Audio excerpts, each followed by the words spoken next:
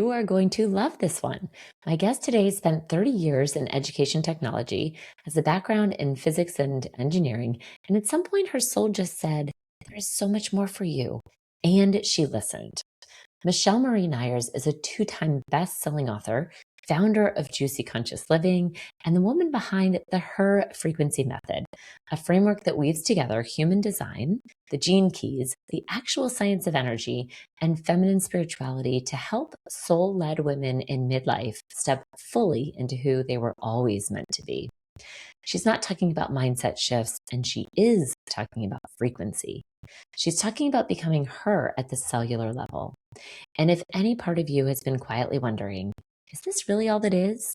This episode is your answer, and it all starts now. Welcome to the Soul Inspiring Business Podcast, the space where ambition, alignment, and a whole lot of soul come together to elevate the way you show up in the world. This is your space to activate what already lives within you, think bigger, and lead from your most expansive self. Because you're not just here to do the work, you're here to make a difference. Let's lift into what's next and love being on purpose. Welcome back to the Soul Inspiring Business Podcast. And I am so happy to introduce you to our guest today, Michele Marie Neyers. So Michele, welcome to the show. Thank you, Kara. I'm so happy to be here and having this conversation with you. Thanks for having me. Yes. Well, and we were just talking pre-show. We actually had recorded a show back in December, and both Michele and I believe so much in divine timing and divine alignment. And for some reason, it just kind of felt a little bit off. So we are recording again today. And I really am excited to introduce you to Michele because we connected with each other through a women entrepreneurial group. And the work that Michelle's doing is really about creating your more conscious vision, like tuning in to the vision that lives within you, and then figuring out how do we actually create that in the outside world in a very simplistic definition, I suppose. That was really good. Yeah. So it's really, how do you become her? How do you become the person that you were really born to be? And I know we were touching briefly on this idea of human design, and I'm going to ask Michele, all kinds of questions about that I can maybe open your world up to this idea of the different techniques and in human design and things that inform Michelle's work. But before we do that, Michele, would you just give our audience a little bit of a background of you and how your own calling and your own kind of becoming her that has led you to this point where you want to help others find this more conscious definition of themselves in the world. I know, in a nutshell, right? Yeah, in a nutshell. Yes, with the caveat that, the work is still ongoing, right? I truly believe that. I didn't always know that we are, in my eyes anyways, forever becoming. We're always becoming someone. And it was really, I can go back many years, actually back to 2009. I won't tell the full story, but my journey really started there, I feel, 2008, 2009, where I started to really do some different personal development work where I really, hadn't been introduced to it completely, where I was, really immersed in it, like turning the mirror back on yourself, if you will, to really look at, hey, like I had the sense, within me that something was wrong, something, we always hear people talk about there's something more, right? And I just knew that the trajectory that my life was on at that point, I was about 39 years old at the time, was, I just knew that couldn't just be it. Like, this can't be all there is to this beautiful life, right? And Yeah. I was I'm a spiritual woman. I always have been. And I really had lost touch, I think, with that. And so I started turning myself back towards, really looking at myself honestly. And that's really where the journey started. And I started to fall in love with some of these ideas, some of these concepts that now make up the body of work that I'm creating. And it's really, the first one really started with understanding this perspective that I get to be the author of my life. Mm. Like, life isn't just happening to me, which was my perspective up until that point. Yeah. Yeah. And so, yeah, things really shifted starting then. And it's, like I said, still building and deepening and evolving. Yeah. Yeah. It's interesting you say that too. I was just in conversation with somebody the other day, and we were talking about this idea of, the circular path, that sort of the patterns that we get to experience. And so Mhm. just when we think we've gone through a particular pattern, and let's call it, just to call it out, like maybe a relationship pattern, right? And so Right. you think that, okay, yeah, I feel like good about that. I've healed that version of myself. And then you get another opportunity that comes through to kind of test that.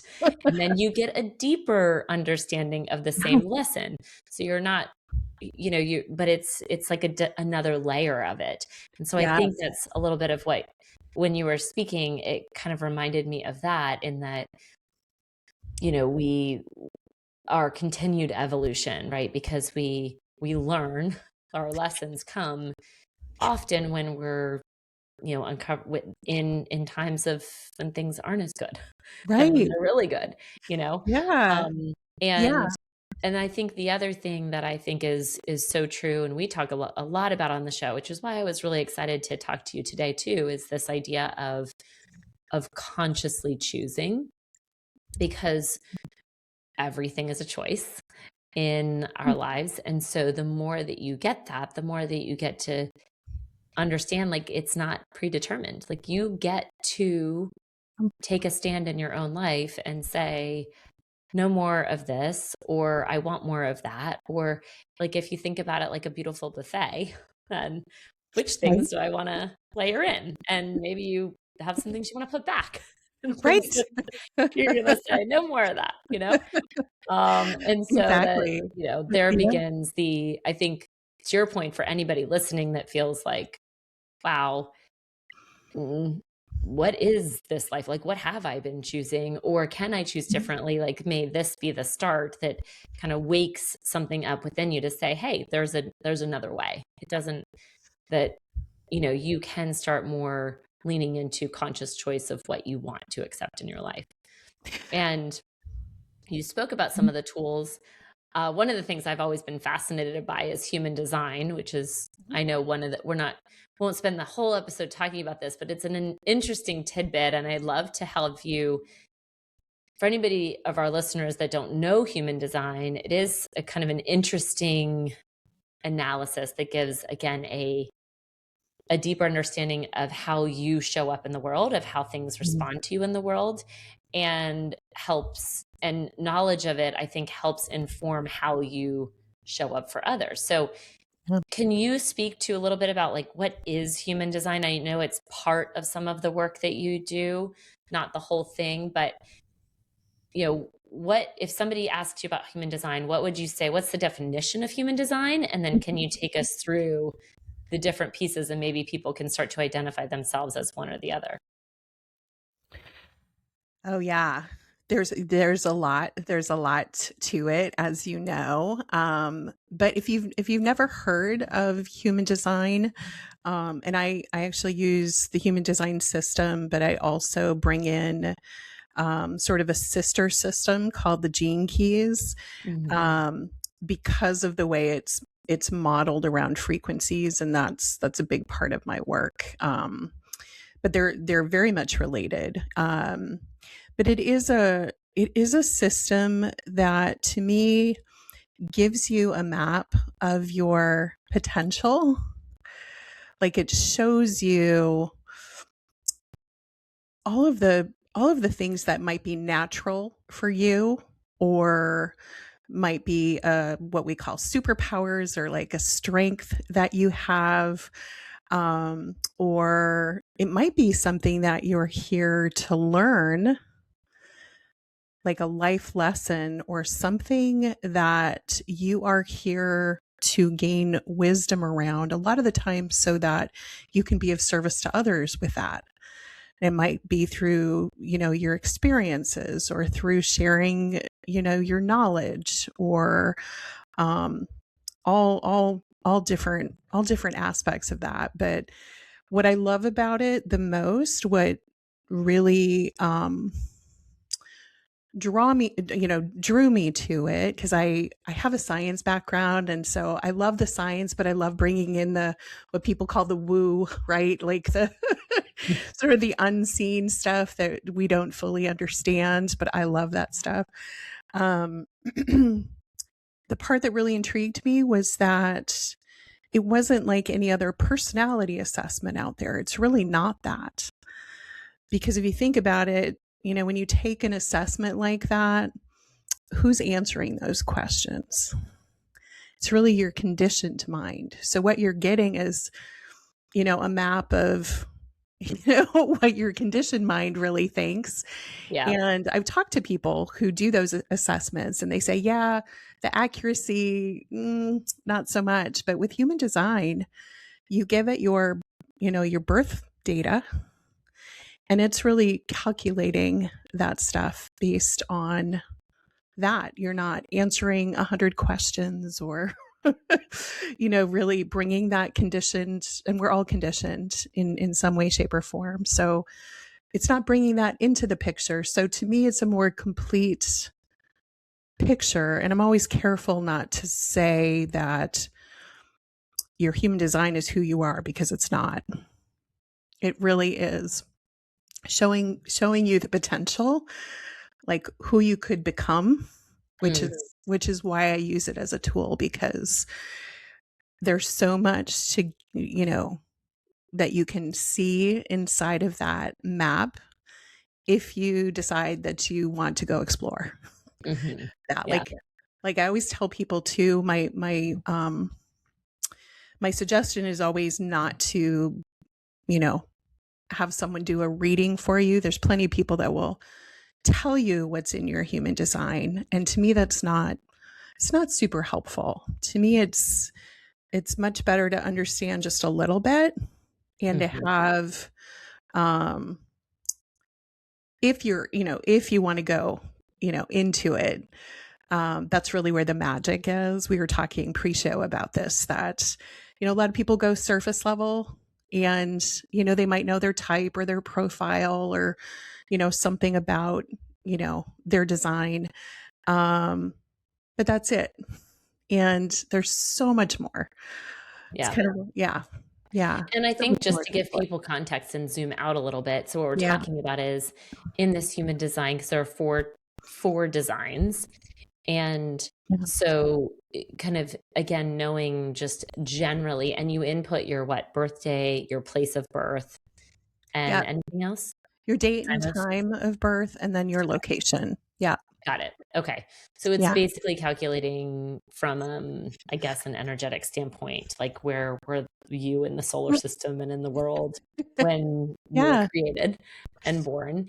And then Yeah. it has these different, designs basically that Yeah. It's really come through. fascinating that, you give it your birth data, and a lot of people think that that's, what everything in your design is based on. It's really interesting that your personality side of your design gets imprinted at your time of birth, but it's about 88 days before that, when you're still in the womb, Hmm. that the body side of your design is imprinted. So it's during the third trimester that Interesting. things are also happening. But your birth date and time, gives a pretty accurate idea of when when that was happening. Yeah. So yeah, it's fascinating, right? Like there's certain things happening, um, and we don't often think about that. But Mhm. yeah, when you And go what are the deeper, 4 main types again? yeah, There's the can you just a quick yeah. overview? We don't have to spend a lot of Yeah, time on yeah, it. yeah. Sure. Yeah, no, I love that. A lot of people, because a lot of people, if they've heard about human design, they've maybe heard about the different types, and they're energetic types, like you said. And the first type is called the generator. There's two flavors of the generator. There's the just the plain generator, and then, or what I like to call the builder, and then the manifesting generator. So they have similar energies or auras, but they're slightly different in the way they operate in the world. Mhm. And then you also have the projector and the reflector. Okay. Yeah. Yeah. And I think so so I Oh, thought it and was and 4. and I'm sorry, and the manifester. Okay. And the I, manifestor, yeah. yeah, I was like, wait a So, second. Yeah, yeah. there's yeah, Um, and I think what's interesting and, this is not necessarily all on, human design, but I think what was interesting for me understanding it yeah, was, the generators that I think the majority of the population are generators. Is that right? They're builders, but yeah. yeah. But And then how many? 70% about. 70%. Okay. And then projectors are how many percentage? What's the percentage? Oh gosh, you're going to put me on the spot. Projectors, I think 20%, Okay. All I right. Yeah. believe. And then the smaller Oh percentage would gosh. be the reflectors and the manifestors. Yeah. But I actually found out when I did it that I'm a projector. I'm a manifesting projector, I believe. Okay. Um, and so what was interesting about that is that it's one of the things just to kind of understand is how they work in the world. And so I actually need a lot of downtime. I'm actually in the world quite a bit and people see me out and about a lot, Yes. but I really work better by not being so activated all the time. I really do need time and space to create and downtime. And I used to kind of get upset with myself by it and think like, gosh, why can't you just, go out, come on, you should be doing more or whatever, right? And so kind of understanding that was helpful. It was also interesting to understand that a lot of times the projector needs to be invited into things. Mhm. So versus actually um, making something happen, In like pushing something, which is yeah, more generator. yeah, So what's interesting about it and as you mentioned, it does more give you a guide for potential, but it also can give you I found some it's just information as you go right. through this journey of uncovering how do I tune in to my own vision, my own design, so that things can then start to show up with more ease. And when you can like lean into some of these things, um, like life doesn't have to be so hard. Yeah, like even just and you've probably experienced this, and I know I did too, and it's what caused me to want to go deeper is, just even I don't want to give your listeners the wrong impression that they can't just look at, some basic things about their human design because, even just doing that, like you just described, when I learned that I was a generator, I mean, just learning that and understanding sort of the qualities of that aura um, made so much sense. And you can also discover, what um, there are themes for those different types that we won't get into today, but it can, if you know yours, and maybe we can even drop them. Mhm. If you know yours, you can kind of be on the lookout for them. Like for the generator, I know that my signal that I'm not operating in alignment with my design is frustration. So if I'm continuously frustrated about something, that is a signal telling me that there's something off in the way I'm operating. Because, a generator, when they're operating, by their design, they're really satisfied and fulfilled by doing work that they love and loving the work that they do. And Mhm. so when frustration shows up, it's a it's like a bat signal. It's The clue. Yeah. it's a clue. Things It's are off. a clue. So I say all that to say that, even understanding your type and your profile and some basic things about your human design can be life shifting. Mhm. Yeah. Yeah. It So, was for me. It truly yeah. was actually understanding, and there were some other things with it as well, Yeah. but again, just understanding, oh, I need to be invited into things. Things work and flow with more ease when I'm Mhm. invited versus trying to push out, which is a little easier said than done because like you think about it, I mean, if I want to do more speaking opportunities, then Right. what does that mean? Like, then I can't push out things. You know what I mean? Yeah. I know, So that's where the understanding comes, right? When you mhm, spend some more time with it, because it can be very difficult to kind of go, "Okay, well, what do I do with that?" Right? yeah, Now that I exactly. Now It's that I like, know this, how what do does I that work with mean, it? you know? Yeah, because I had the same experience. Because mine is that, with the generators, we're meant to, in the traditional language, it's wait to respond, and I'm like, "Well, what does that mean? Like, am I just supposed to sit here?" Like, But what I came to understand is that, no, because of my energetic type as a generator, there are things coming at me all the time. And so it's my job to respond to the things that are in alignment with what I want and to not respond to the things that aren't. So it's just even understanding your energetic sort of design Mhm. can tell you that. And you as a projector, yeah, like waiting to be invited doesn't mean that you just sit around, right? What it Yeah, does mean, though, is that you're putting yourself out there so that people know who you are yeah, and they know what you're about so that you can be invited.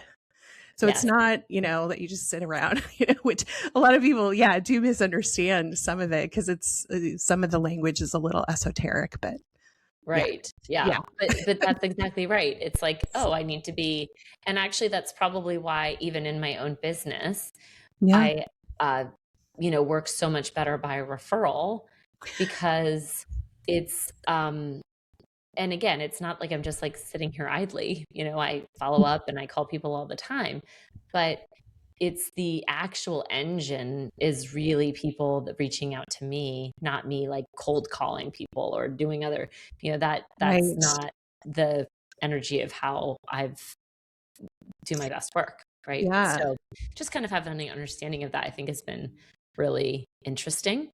yeah. And as it relates back to if somebody's listening right now too and saying, kind of coming back to our original, what we were talking about at the very beginning, like there's a piece of me that's unfulfilled right now, or I don't really know what my direction is supposed to look like. And I don't even know what it means to have vision. Like I don't even if somebody was to ask me, what do I want? I don't even know what to say. So how would you help somebody think through the initial steps of that? Like if they're in that place you were back in 0809, Mhm. unsure of what's next, like what do they do? Yeah. A loaded question. Yeah, it's a big question, right? Like how many people do you know, and I'm talking to the listeners too, that you know, they've heard people talking in their life about, discovering their purpose or, Mhm. what am I here for? And it's one of those big questions we get to answer as human beings, right? Mhm. Or spiritual beings having this human experience that we're having. Um, I think the first thing I would say is that it is an inner job, and that if you haven't done some sort of work around sort of understanding your inner world and the inner voices that are with us all the time. Those can hold some clues around, I truly believe that we know what we want, but we don't often give ourselves permission to want that because we don't think it's possible. But a lot of the times with my clients who get stuck in that place that you're talking about, um, even just me giving them permission to dream again. Like, what if you were to just say what's possible, right? What would you write down? Like, assuming that money and time and resources are no object whatsoever, because really they're not, they're circumstances. What would you write down? I love, there's this exercise out there that I actually learned from Steve Harvey. Do you know Steve Harvey? Yeah. Oh, yeah, of course. He's The like comedian, Family Feud, our family yes, loves Family Family Feud. Feud host. He's a motivational speaker. But he has this exercise. You can find this on YouTube. It's really fun. And I've had my clients do it. It's called the 300 Desires Mm. exercise. And essentially you sit and write down, 300 things that you would truly want. You can get as ridiculous as you want. And he challenges you because, a lot of people can get maybe up to 50 or 60 or even 80. I think the first time I did it, I got to like 75 or something. But it's something you just have to keep coming back to, like, as you think of things, because it's not always easy to crack yourself open to that, especially if you've become, closed off by life's experiences and circumstances and things like that, that you're not dreaming anymore, that you're not allowing yourself to really use your imagination in that way. Mhm. So that's usually the first place I'll go with It's people. funny you say that because I did that at the start of the year. I Mhm. did, one and it was just 100 desires, but it was, I was just thinking as you started telling that it's same thing. It's like most people could get to, like, 30 to 50, like, Mhm. somewhat easily not even easily, even 50 can be 50 a little stuff. challenging, Mhm. right? But it's like then you're, like, stuck. Like, I remember when I did it, and I was like, "Huh, what else do I want?" And, I really then I had to leave it and just what you're talking about, come Yep. back to it, like, when something pops into your head and you have this running list, but I think there's also a lot of power to your point as well as writing it down. Yeah. And truly, I mean, it could just be any little journal, any piece of paper. Doesn't have to be, it doesn't have to be perfect. It just has to be literally a pen and a paper Yeah. and number 1 to 100, Yeah. You'd be surprised at what your and let point. alone 300. I can't even imagine that. I know, right? I think that's why, you know, the exercise was for 300 because it really challenges you to Mhm. keep coming back. Yes. I mean, it took me a long time to get to 300, honestly. Yeah.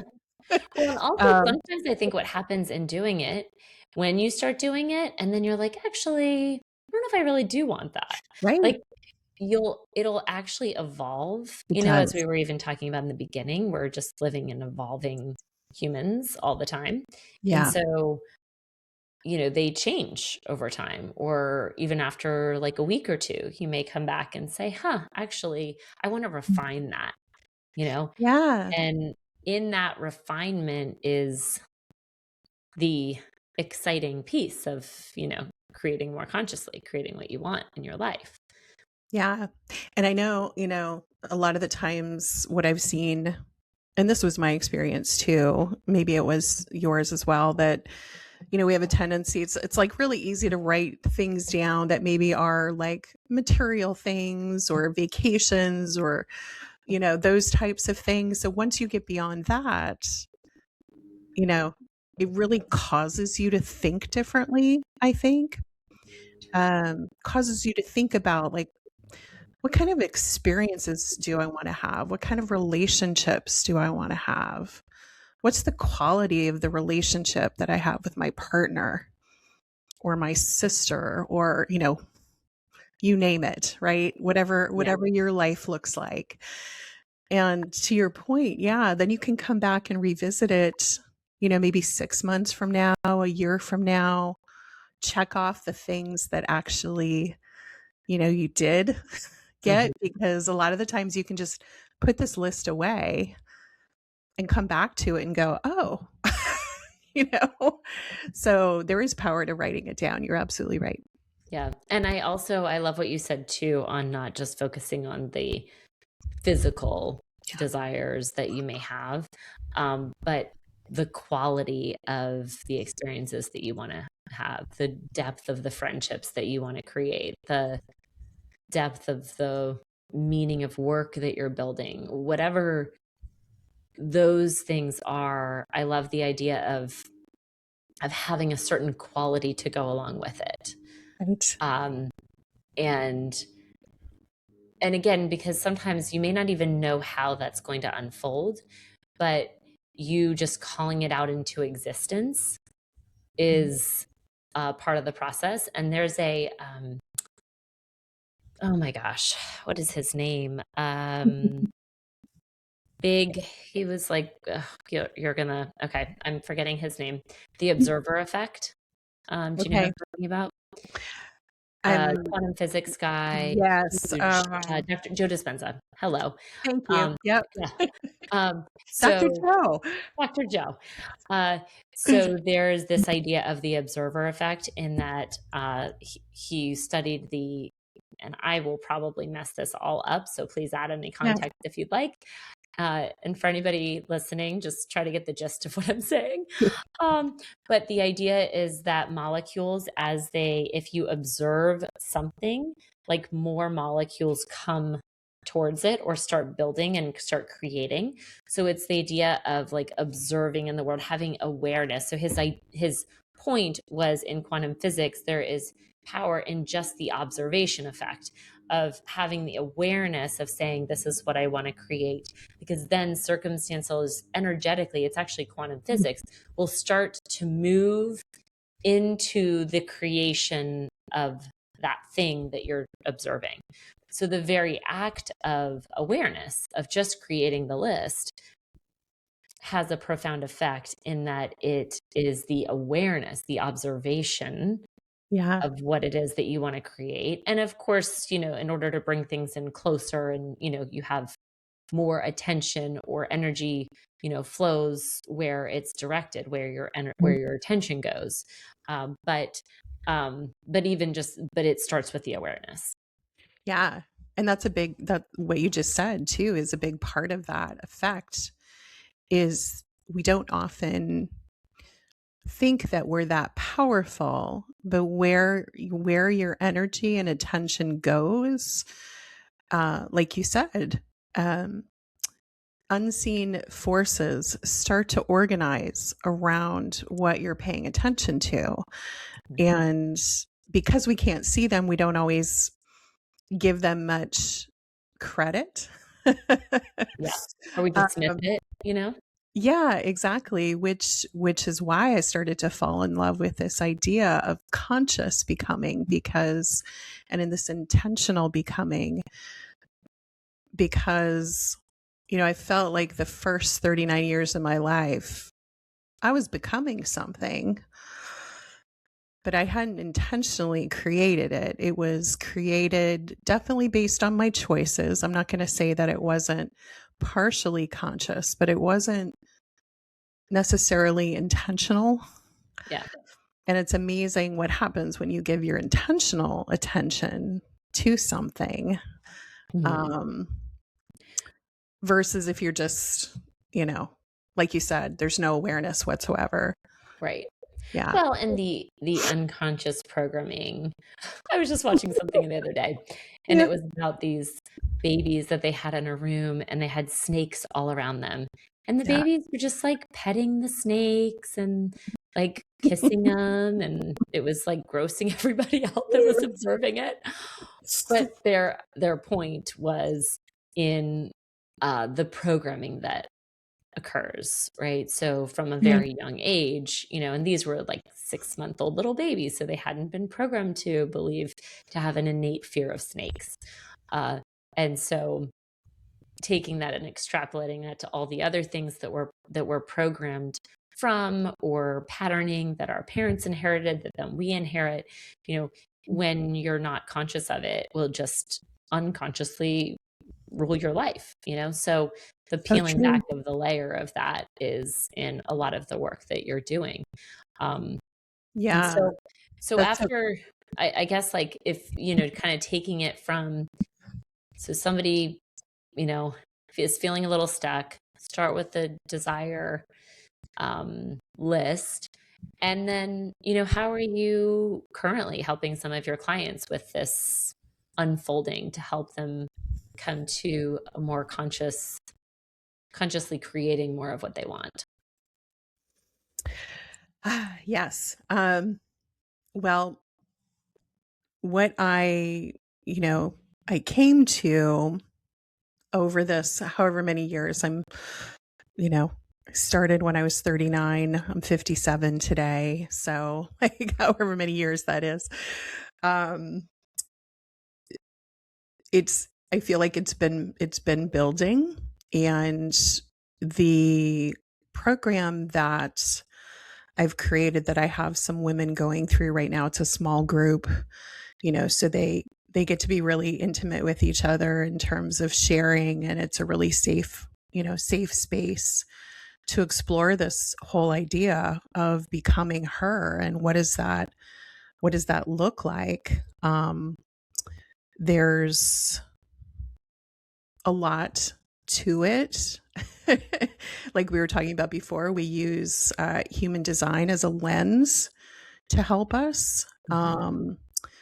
But I also have studied, you know, with people like Bob Proctor and, mindset um, mentors in my past and during my, you know, during my years, just kind of putting this together. And we, inside of this program, it's very experiential.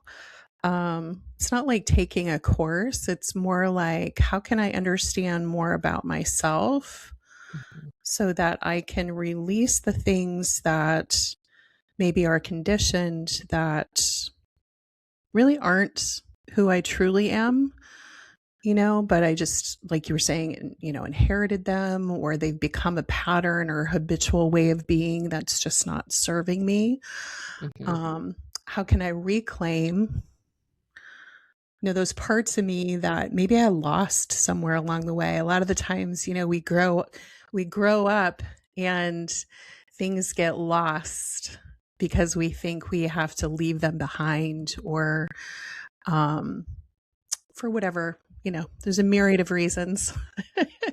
But, there's this sort of subtracting and adding back, or recognizing what truly is us. And then the big part of it really is what I call rehearse, because you can understand something with your conscious awareness, but then to start really stepping into um, a new, I don't want to say a new version of yourself, but like to step into that version of you that you truly want to be, who has the life, you know, has the desires manifesting in her life. There's a sort of some fun stuff we do around rehearsal, like Mm. stepping into, you know, who is she? Like, that's the question we ask a lot, is like, what would she do? Or how would she handle this situation? Right. Mm. Um, so yeah, I don't know. Did I answer Yeah. Well, your it's funny even question? what you're saying, because it's and this really, taking it to a different version of what you're saying, but it's interesting with teams. So I run a real estate team. And Yes. so we do some role play and like going through certain situations, right? And what I always tell our team is I'm like, you have a script because they're like, oh, what script should I use? What words? You have a script just by what you say naturally. Like that is your script. So, what are you saying? How are you communicating it? How are people perceiving that? And to your point, you know, people have an unconscious script, an unconscious way of reacting in the world. And if you were the highest evolution of yourself at the highest level of who you were born to be, how would that person respond to the situations you're dealing with? And Yeah. I love that way, of you communicating that is to say, listen, as this highest level of you in the world, how would you handle it from that space? Right. And it's, we start there. It's funny, we're talking about evolution, right? Like we start there because I think that's very relatable. We can relate to maybe a future version of ourselves. We might have some sort of idea of what that looks like, and we start to paint the picture clearer in the program that I run, so that it becomes more real. Mhm. And to me, the part that makes it real is when we step into a relationship with her, because if we keep her separate from us, we'll never come together, if that makes sense. Like, you have to bring the two together Mhm. energetically, I think. Yep. And that's a hard thing. It's like, well, how do I do, how do I do that That's why practically? they have you Like, to facilitate. it's Yeah. like, oh, I've done this many, many times. It's yeah, it's actually fun, fun work to do. But to me, that relational bond is key, because when you have that sort of, you're building and you're in real estate, how important building and nurturing relationships with people are. Um, Building and nurturing a relationship with her works the same way. Yeah. You know, Or for you any men that happen to be listening with Yeah, or him men, too, yes. right? But your work specifically focuses with women. Mine But does, but it's yeah, it's not the same gender thing. specific, right? Like, Exactly. yeah, Yeah. And it's that I've had so many conversations actually just over the past month. So this is it is truly divinely timed. divine time. Yes. As in that I getting to self-fulfillment. And I think that's what really in the end a lot of this Yeah. is really intended to, as you talk about the evolution of her and the becoming of her, or for our men becoming of him, Him. Mhm. the highest expression of who you're meant to be in the world. That's it, when you're operating from that place, also the relationship, the job, the circumstances of your life also become a bonus versus the thing that gives you, like your real purpose is actually in becoming that person, Yeah. right? Versus Yeah. like having a particular job or a particular relationship. But then those things, as you become the most grounded and also most connected possible Mhm. expression of who you are called to be in the world, then all the other pieces then flow more with more ease. So true. So Yes. And it's so that, very well said. Very, right? very elegantly said. Yes. Yeah. Yeah, I do believe that that's how it works, because when we're in that, connected alignment, um we're we're also no longer fighting or resisting or struggling or forcing things to happen. Mhm. I do believe, and I say this without hesitation, that I feel like life gets easier. It just, it just does. Mhm. I think back on, I was in a corporate career for 25 plus years, and there were a lot of great moments and great relationships, things that I absolutely loved doing. But I would come home at night and be completely like, feel like my soul had drained to empty Mhm, and wasn't feeling that sense of fulfillment, like I was doing what I was meant to do. mhm, And we were talking about human design, and that was one of the things that really started pointing me, almost like a compass, pointing me in the direction of where, you know your design isn't going to tell you what you should be doing for a job or a career, but it's going to point you to what, you know, um, the qualities like we were talking about. If you're meant to work with a boss or not, or if you're like, meant to be self-sufficient and things mhm, like that, start to clue you into, okay, well, that's why that wasn't working. Okay. mhm.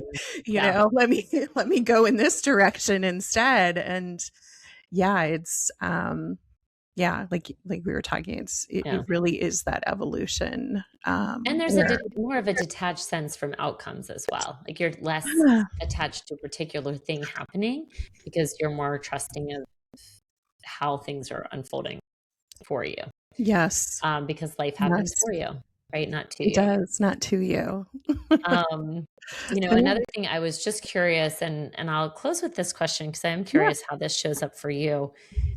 You In the beginning, you were talking also about the guidance that's around us and, Mhm. like, tuning into your own intuition and learning to listen to the guidance that you're receiving. And I think sometimes when I've talked about this in the past with people, or, you know, everybody has a different version of how that shows up. I'm a big Mhm. believer that intuition is a learned skill. Like, the more that you learn to tune into your own intuition, and the more you actually listen to the guidance you receive and either act on it or say thank you or whatever, the more that's given. Mhm. Um, but how would you describe how you can hear, how do you access your own intuition? Is there a practice that you've put in place? How does it show up for you daily? Just out of curiosity. Yeah, I know, I love this question. In in my program, I actually have what I call these anchors.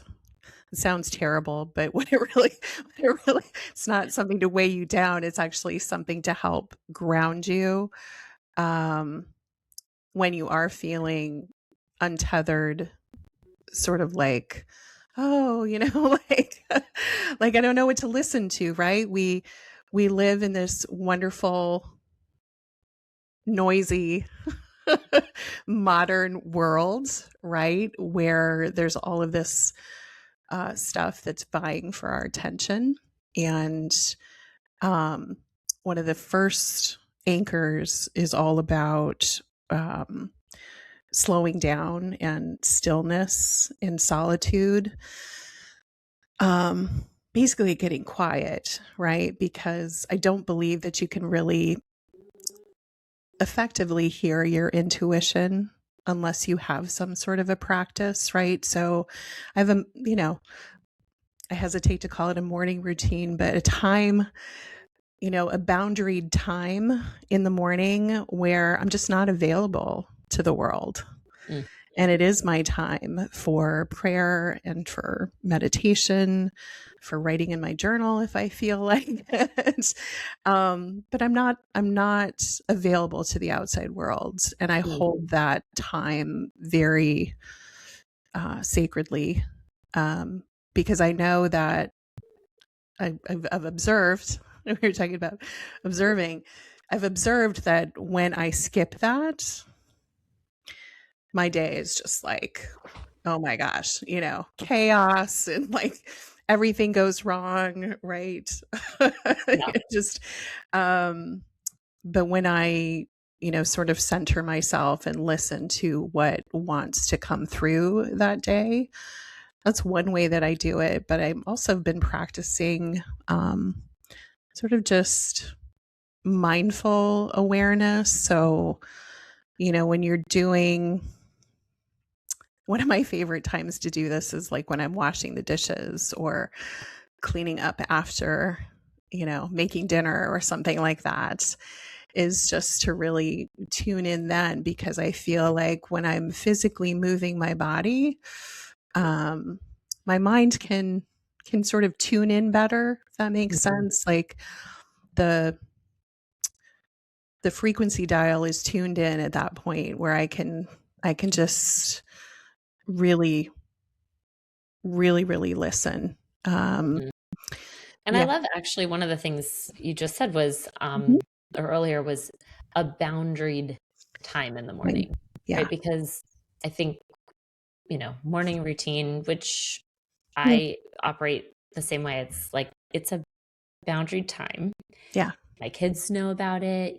I need my time for meditation, and meditation sometimes is different depending on the day, what that Yeah. looks like. But to your point, it's a boundary time for you to be quiet with yourself and to spend in solitude because Oh, the world will always demand more. They're always going to want, they're going to be yeah. pushing their agenda. So it's your boundary of creating your own.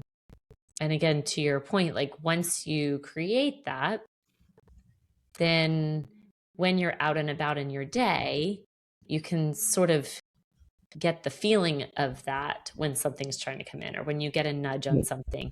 So it makes then your awareness, the time spent in the morning also creates more awareness because you've got then a practiced understanding of what that inherently feels like or what guidance could look like, in that Right. quiet time.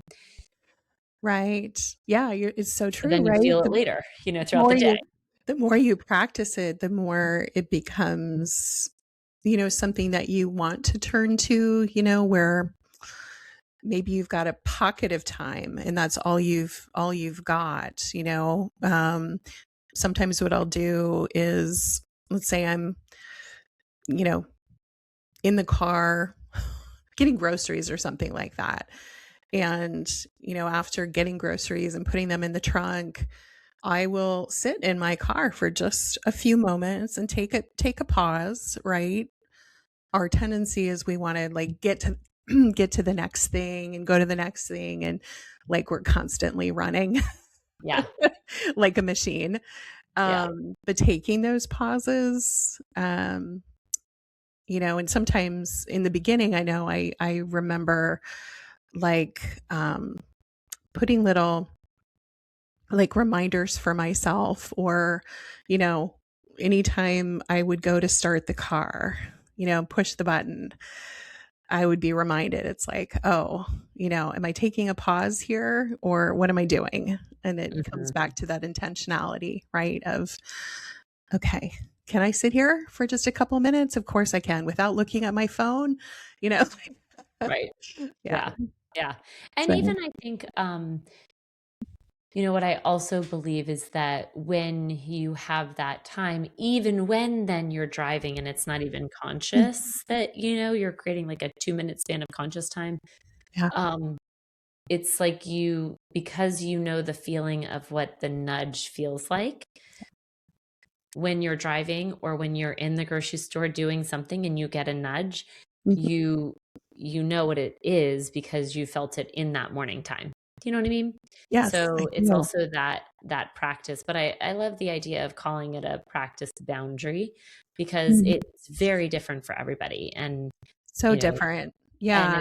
it shows up differently and works differently because we're all designed We're differently. all designed differently. So, yeah, I'm sure, a lot of us have tried, someone else's morning routine, right?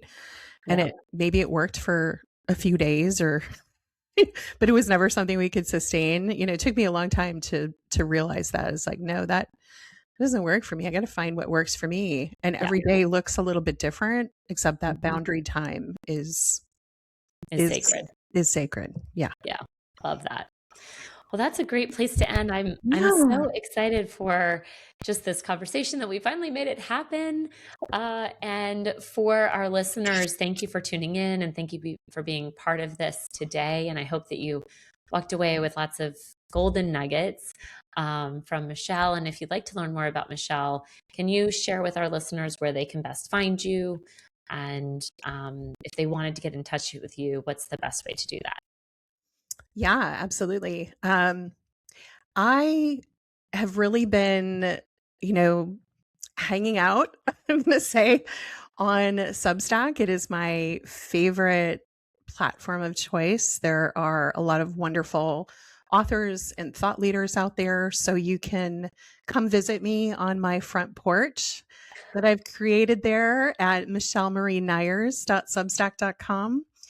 And yeah, it's a lot of fun. I've created sort of this digital front porch for visitors to come, and I've even yeah, there's just a lot that's being created out there. Not just articles and content, but also a podcast is coming soon. So on Substack. So yeah, Amazing. so come see me on the front porch. Okay, Yeah. perfect. We'll link it below so people can Yeah. learn more about you. We'll also link your website. And Yes. again, just for anybody that wants to learn more about Michele, but we hope that you have a beautiful week and that, this maybe you can take something from today's conversation into your week and figuring out how can you show up more consciously in more conscious creation of all that you desire as you further become and evolve into the highest expression of who you're meant to be in the world. So with that, have a great week. Thank you, Michele. Thank you, Kara. Thank you for spending part of your day with me. If this episode moved you, inspired you, or sparked something new, take 10 seconds to rate, review, or share it with someone who would love it too. It's one of the best ways to help this message reach more people who are ready for their next activation. You can connect with me on Instagram at Chaffin Donofrio, and don't forget to grab your free copy of the Next Level You Affirmation Guide at freegiftfromkara.com. It's a powerful tool to help you shift your energy, elevate your mindset, and step into the highest expression of who you're becoming. So until next time, let's lift into what's next and love being on purpose.